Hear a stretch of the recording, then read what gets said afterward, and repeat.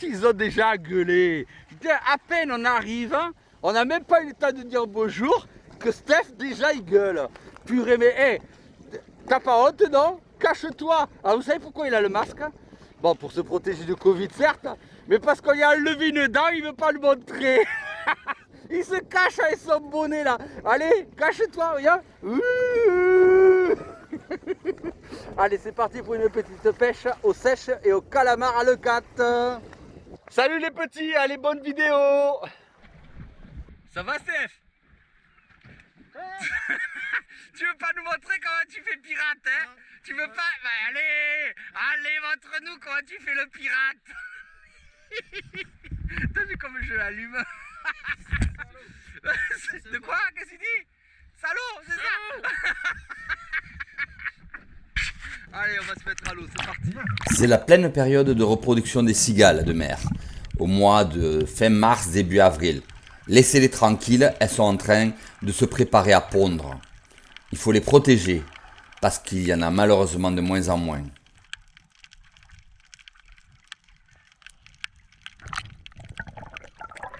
Tu l'as vu? Je vais aller les voir.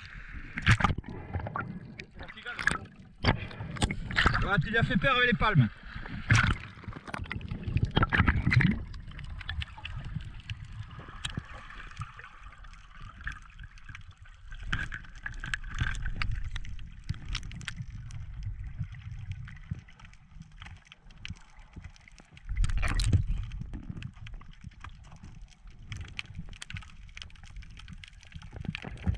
Je l'avais attrapé et elle m'a échappé des mains.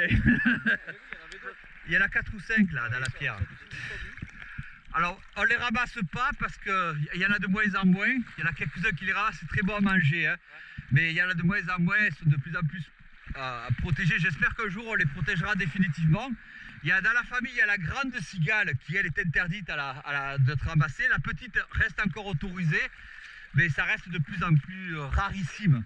Donc là, moi je les laisse systématiquement, j'ai le plaisir de les regarder. Là, tu vois, il y en a des 4 ou 5 qui étaient en train de rentrer dans la grotte, mais on les laisse tranquilles. Je vais aller les voir dans la grotte.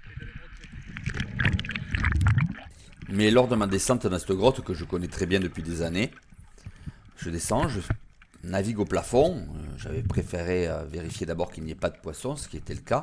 Je vois une cigale partir et je vois des antennes. Voilà, j'aperçois les antennes et du coup je me dis, ah ben non seulement elle est pleine de cigales, mais en plus, eh ben, il y a une petite langouste. Alors ça fait plaisir, parce que la vie est là, tant mieux. Laissez-les tranquilles, s'il vous plaît, laissez-les tranquilles.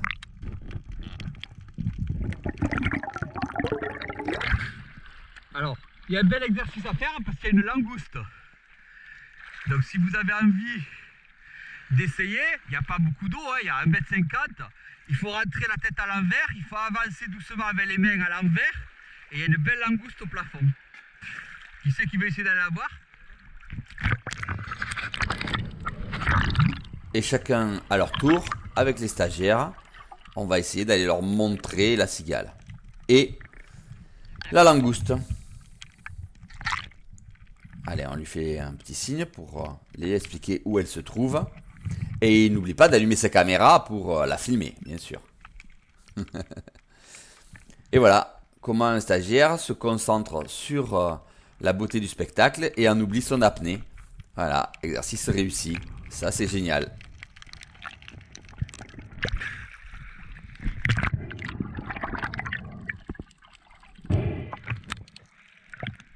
Tu veux essayer? Laisse ton fusil là sur le caillou. Elle est profonde la pierre. Ah, elle est belle, hein. C'est une belle pierre. J'ai souvent fait du poisson, beaucoup de poissons. Tu as vu, hein, il rentre la tête à l'envers. Je vais rentrer à côté de toi et je vais aller la montrer.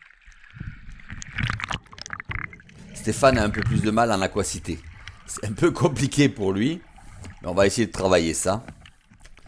Voilà. Et là, hop, il a vu la cigale lui passer devant. Et il a vu la langouste. Le principal, c'est qu'il ait vu les deux animaux. C'est ça qui est important. Je contrôle quand même la pierre au passage pour voir s'il n'y avait rien dans les profondeurs.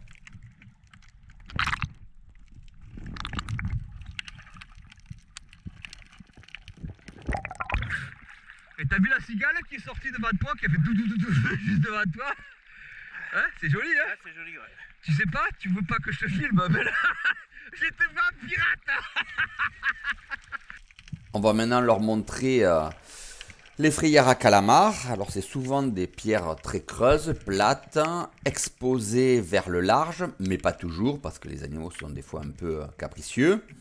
Et là, ben voilà, on voit les œufs au fond de la frayère, donc qui se baladent. Donc on va les laisser tranquilles. On regarde rapidement s'il n'y a pas des calamars aux alentours parce que des fois ils arrivent. Voilà, là il y a la frayère, il y a les œufs dedans. Bon, pas de chance, il n'y a pas de calamar. Mais je vais pouvoir vous montrer à quoi ça ressemble et comment on la trouve. Donc toujours exposé vers le large. Vous allez poser les fusils. On va faire le même exercice que je viens de faire. Je vais descendre et je vais vous montrer les œufs en fait. D'accord? Et là, chacun à leur tour, nous allons donc leur montrer les œufs au fond de la frayère pour qu'ils comprennent exactement à quoi ça ressemble. Au passage, j'enlève un escargot, un pourpre. Je vais vous expliquer pourquoi.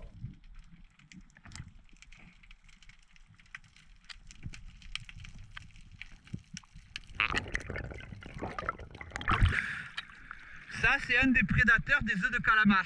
Ah ouais? Quand tu vois ce pourpre, ça s'appelle un pourpre, parce qu'avant, les Romains, ils broyaient les coquilles pour faire la couleur pourpre. D'accord? Parce que quand tu broies les coquilles de cet escargot et que tu le fais cuire, il devient pourpre, il devient de cette couleur qui se servait pour les tentures et pour les céramiques.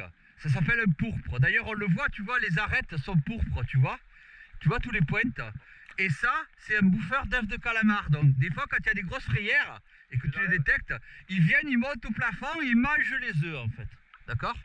Donc, moi, quand je les vois, hop, je les évacue de la frayère. Je les tue pas, hein, mais je les évacue. Comment ça s'appelle ça? Un pourpre. Un pourpre. Tu veux venir voir la frayère? Et allez, à son tour, Stéphane, voilà, il va falloir qu'il apprenne à être un peu plus méticuleux parce que vous voyez, avec les mains, il a fait bouger de la vase et du coup, il masque les œufs. Donc ça, c'est un problème. Il faut être vigilant de ne pas trop toucher le milieu. T'as un peu remué de vase. Ouais. Tu les as vus quand même ou pas? Ouais. Tu as vu les filaments blancs qui pendent? Voilà. Donc là, cette frayère là elle est vide. Là maintenant, ça ne veut pas dire qu'elle ne sera pas vide dans 1 heure ou dans 2 heures. Ouais. Parce que souvent les calamars, ils arrivent plus tard que les sèches. Les sèches, ils viennent le matin, elles frayent et puis elles s'en vont. Alors que le calamar, il vient soit la nuit, soit au beau milieu de la journée. Et quand vous avez une frayère comme ça, ben vous devez la repérer en prenant vos amers. Parce que ce sont des pierres qui, tu vois, j'y suis allé, elle y est de nouveau, cette année elle est pleine. Tous les ans, quasiment, celle-là, elle est pleine d'œufs de calamar. Et j'ai fait des dizaines et des dizaines de calamars sur cette pierre. Bon, là, on n'a pas de chance. Et vous avez vu, quand je me suis approché de la pierre, doucement, j'arrive du bord, doucement, et je regarde, parce que des fois, tu as une colonie de calamars devant, en train d'attendre chacun leur tour, qu'ils viennent pondre, en fait, au niveau de la frayère. D'accord? Il y en a combien qui ont pondu comme ça? Un seul, là. Vu la quantité d'œufs, il n'y en a qu'un. Donc, mais tu peux revenir dans 1 semaine et que toute la pierre entière soit pleine d'œufs. D'accord? Parce qu'après, le fait qu'ils pondent, ça dégage des hormones et les autres calamars le sentent. Et donc, ils savent que la pierre, c'est une pierre à ponte. Et ils viennent coller à leur tour leurs œufs. Et ça permet en plus aux mâles d'être différents et de tous, parce que les femelles viennent pondre les œufs et les mâles viennent derrière ensemencer. Et donc, ça mélange les gènes de tous les calamars pour éviter voilà, exactement. Ok? Allez, on va chercher d'autres frayères. Mais on voit que la vie commence à revenir avec l'eau qui se réchauffe. On tombe sur un banc de petites sopes. Et en restant très calme et silencieux, en se laissant flotter sans bouger, en respirant doucement, on arrive à les faire approcher de très près. T'as vu quand t'es calme, comme le poisson, il n'a pas peur de toi? Et ça, c'est quoi pour Ça, c'est des sopes. ça appelle communément les vaches de mer. Ouais, exactement. Et en fait, quand tu es très calme et que tu es posé et que tu montres que tu n'as pas d'agressivité, tu as vu tout le banc, il vient te voir comme ça. Et ça, tu le tires ça? Non, je ne le tire pas, un, parce que c'est trop petit, et en plus, c'est pas terrible à manger Ah au oui, niveau il y en a des gustatif. plus Ouais, c'est pas très bon. Et c'est pas bon. Mais tu vois, je les ai vus arriver, j'ai arrêté de bouger, Ouais. j'ai calmé ma respiration, j'ai mis mon fusil contre moi, et tout le banc est venu me voir en fait. Hein. Tu as vu les sopes là? On les tire pas ça, non? Je descends sous une pierre où souvent j'ai des sards. Et là, je vois qu'au fond, il y a un joli sard, un beau sard. Alors je remonte, je le tire pas et je vais essayer de le laisser au stagiaire. Là, il y a un gros sard. T'as vu le gros sard au fond? Ouais, il me semble, je suis pas sûr, mais. Ah, il y en a un de beau dedans. Allez, essaye d'aller le tirer. Il faut prendre le gros qu'il y a dedans, hein. Malheureusement, eh ben, ils nous attendent pas. C'est comme ça. Donc pourtant l'exercice est parfaitement bien maîtrisé. On voit qu'il a l'habitude de pêcher à trous. Il enfonce son fusil, il regarde. Mais le sard ne nous a pas attendu. C'est dommage parce qu'il faisait bien 400-500 grammes. Pour nous, ici, c'est déjà des poissons largement tirables. Et malheureusement, ben, il a fui.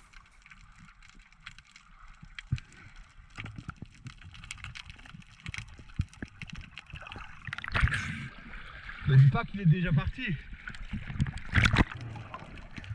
Allez, je vais contrôler à mon tour la pierre, au cas où quand même, parce que souvent les stagiaires ne voient pas le poisson. Et là, je vois quelque chose de l'autre côté. J'arrive pas à distinguer ce que c'est. Mais c'est sûr que c'est pas le sard. Le sard a glissé. Soit il est sorti de l'autre côté de la faille, soit il est parti. Mais en tout cas, j'ai vu passer quelque chose de l'autre côté. Et ça m'intrigue. Mais quoi? J'arrive pas à l'identifier. La faille est longue, profonde, noire. Peut-être une mostelle, mais c'est un peu brillant pour une mostelle. Alors je remonte. Ah, j'aurais dû le tirer direct, tu vois. Il est plus. Ah, il est plus. C'est ça le problème, c'est que les poissons ils t'attendent pas en fait. Donc quand je les trouve, je devrais les tirer de suite, mais je veux toujours les laisser aux stagiaires. Et du coup, ben voilà, il est parti, on a raté le sard. Ah, Et là, juste j'ai de l'autre pas côté de la filmé, c'est pierre, dommage, je pense. je redescends sans allumer ma Je caméra, filme malheureusement. pas, là. Pourquoi? Est-ce que je filme? Bah oui. Bah donc j'ai pas tiré le tir. Je crois que j'ai fait un gros poisson. En fait, j'ai trouvé le poisson que j'ai vu passer de l'autre côté. C'était un joli loup. Et ben, je l'ai tiré. Je lui ai pas laissé de chance. Un beau poisson de 2,1 kg. Mais malheureusement, j'aurais préféré que ce soit un stagiaire qui le tire. C'est comme ça. C'est la pêche. Oh, il est énorme. Yeah. Comme quoi le poisson il est là, hein. Il est là, hein. Énorme. Tu vois? Bah, je vais le tuer. Et malheureusement, j'ai pas allumé, j'ai éteint ma caméra après le sard et je l'ai rallumé qu'une fois que je. 58 secondes. Ouais, mais en fait, je l'ai allumé une fois que j'ai tiré, malheureusement. C'est dommage, hein? Beau poisson. Très beau poisson.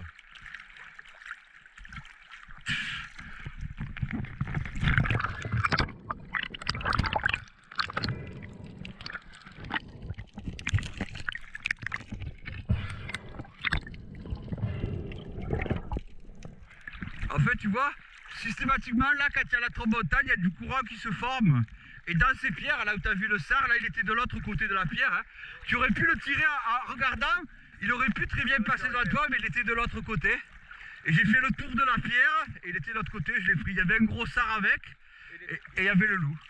Il était là posé. Posé, tranquille. Hein. Voilà. Un beau poisson. Et malheureusement, on n'a pas le tir parce que je venais d'éteindre ma caméra. J'ai allumé ma caméra après le tir.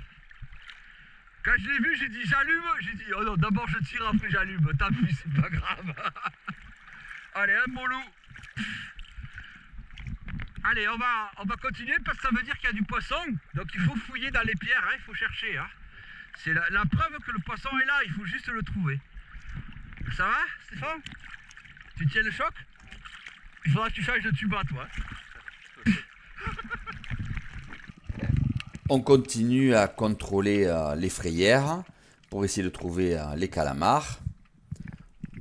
Donc on trouve encore une autre frayère, mais malheureusement toujours pas de calamars, pas de chance. Allez, on retrouve le bateau. C'est la merde hein, aujourd'hui, ça me plaît pas quand c'est comme ça. Hein. On va pas trouver une sèche. Putain, c'est incroyable. Et on ramasse un petit poulpe. Alors je vous rassure, on va pas le tuer, hein. On va juste le ramasser pour le regarder et jouer avec. C'est la pleine période en ce moment, hein. Des sèches, des calamars et des poulpes. Alors les sèches c'est quasiment terminé, il n'y en a plus, c'est fini. Mais il reste encore les poulpes et normalement on aurait dû trouver les calamars. Ah mais il est là, regarde. C'est c'est joli, hein. Moi je les adore. Ah, moi aussi, je ne le tire plus parce que ils sont trop mimi. Vous voyez comme il s'est mis en boule pour se protéger, ça rigolait. Il s'est foutu en boule de dire oh qu'est-ce qu'il me fait l'autre là.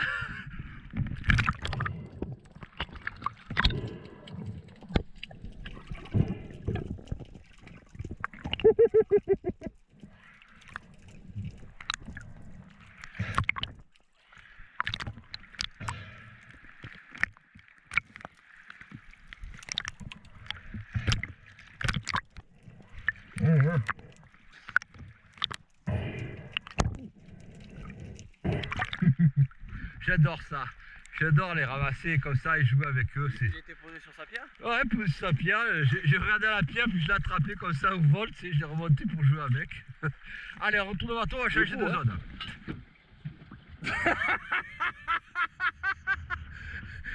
Je comprends pas sa réaction. Je ne comprends pas sa réaction. J'ai rien fait de mal. J'ai juste attrapé un poisson. C'est tout. Et de suite, tu vois, et de suite l'agression, tu vois. De suite. Elle est petite. Elle est petite. Je crois que j'ai vu un gros poisson.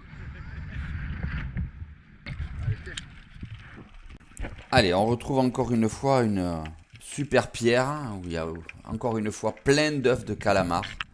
En fait, ils ont frayé le jeudi et le vendredi parce que le temps était très très calme. D'ailleurs, j'ai plein de collègues qui en ont fait.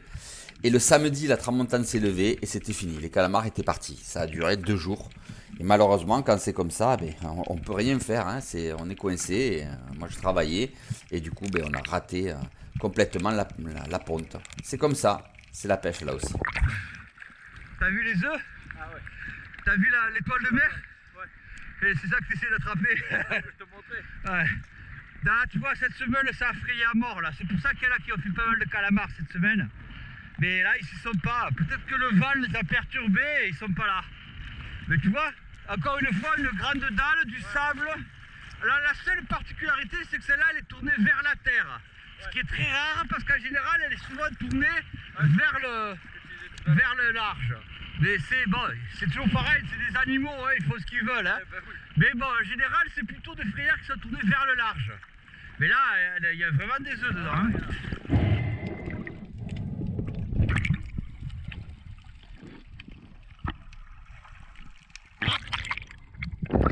Il y en a un là. T'as déjà tiré des congres? Non. Ça t'intéresse ou pas? D'abord, je vais le voir. D'accord. Il est en gros. Il est gros ou pas?